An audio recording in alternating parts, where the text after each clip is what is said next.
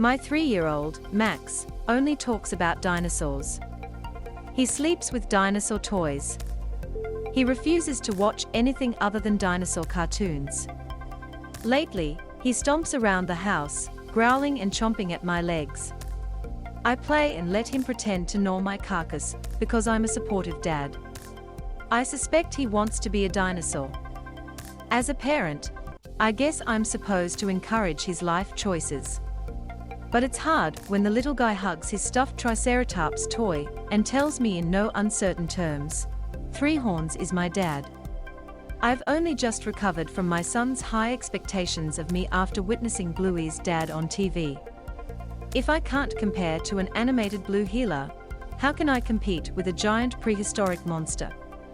Sure, I'm not as strong as a Tyrannosaurus, or as tall as a Brontosaurus, or have as many horns as Triceratops, but at least I'm not extinct. What's the deal with dinosaurs anyway? Why are kids so nuts about these giant lizards? And before I get letters from angry 5-year-olds, yes, I know they are more closely related to birds than lizards.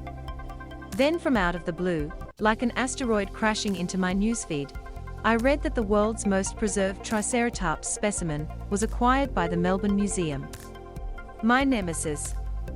My son's Cretaceous stepdad. So, on a gloomy morning, I took Max to meet Horridus. Perhaps I wanted to face my son's obsession to understand it. Perhaps I wanted to get it out of his system, or out of mine. ABC Everyday's Perspectives is all about giving you a chance to share what you're going through. Chances are there's others facing the same highs, lows and life experiences.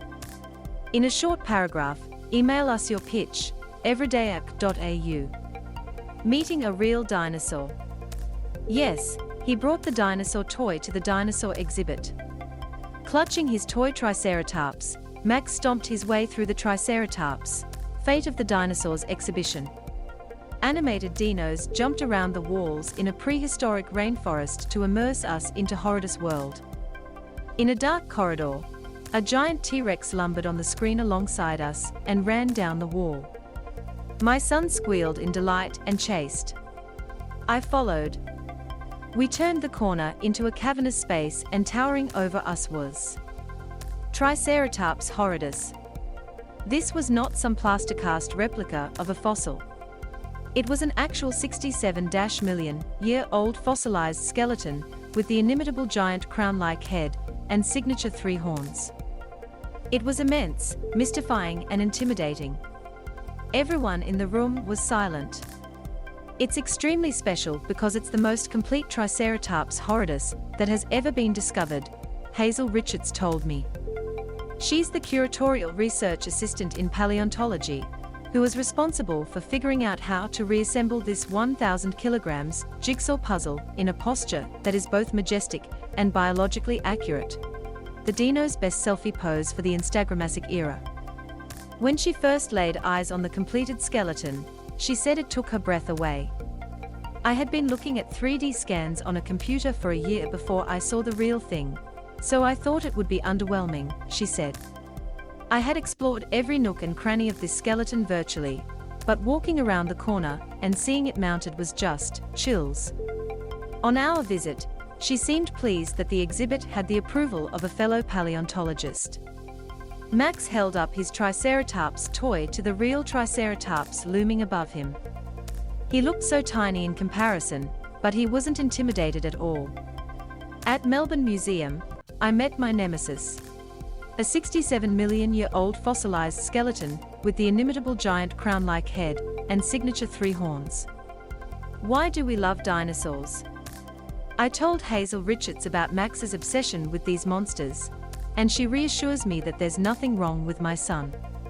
It's a really common thing that people are really enchanted by dinosaurs, she explains, citing her childhood interest in dinosaurs, centaurs and mythical beasts.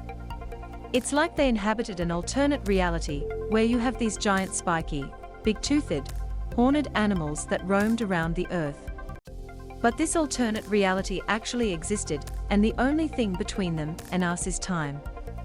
They walked under the same sun, they hatched, lived, breathed and they were monsters, but they were animals essentially.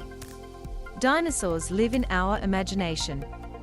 Everyone has their own relationship and memories with dinosaurs, Hazel said, and I found myself agreeing.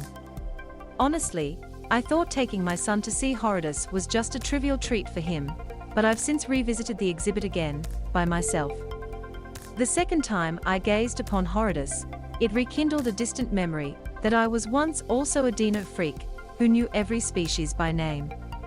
It feels about 65 million years ago, when I was a kid in a cinema.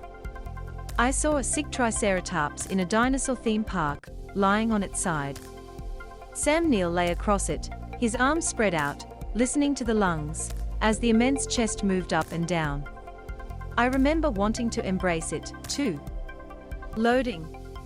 A week later, I asked my science teacher if we could really clone dinosaurs. He told the class no. It would be impossible to find a fully intact DNA fragment, and certainly not encased in amber. But they spliced it with frog DNA. I protested. He laughed and said the movie is science fiction. I remember being bitterly disappointed. I never really thought much about dinosaurs after that. Soon my interests turned to card tricks or Teenage Mutant Ninja Turtles or something else. Time just moves on. Our interests and obsessions evolve or become extinct. What dinosaurs can teach us? Nobody is immune to the effect of change in the natural world, says Hazel Richards, marveling at how creatures as powerful as a triceratops can become extinct. These things that seem invulnerable are just as vulnerable as a species of fish, or a butterfly, or you and I. I think if anyone walks away from the exhibition thinking more about that and thinking about our place in the world and not taking things for granted, then mission achieved.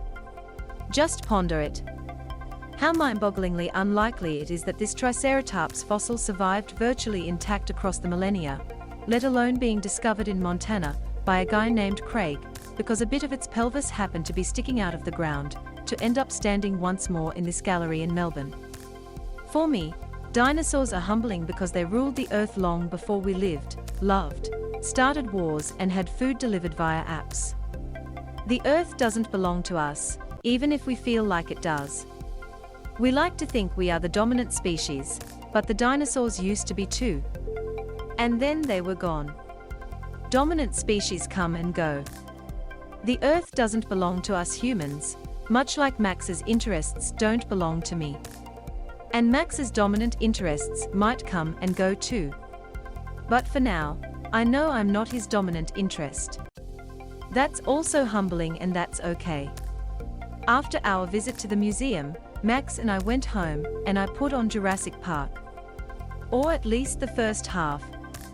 When it got too scary, I had to stop it, and he made me put on Bluey instead.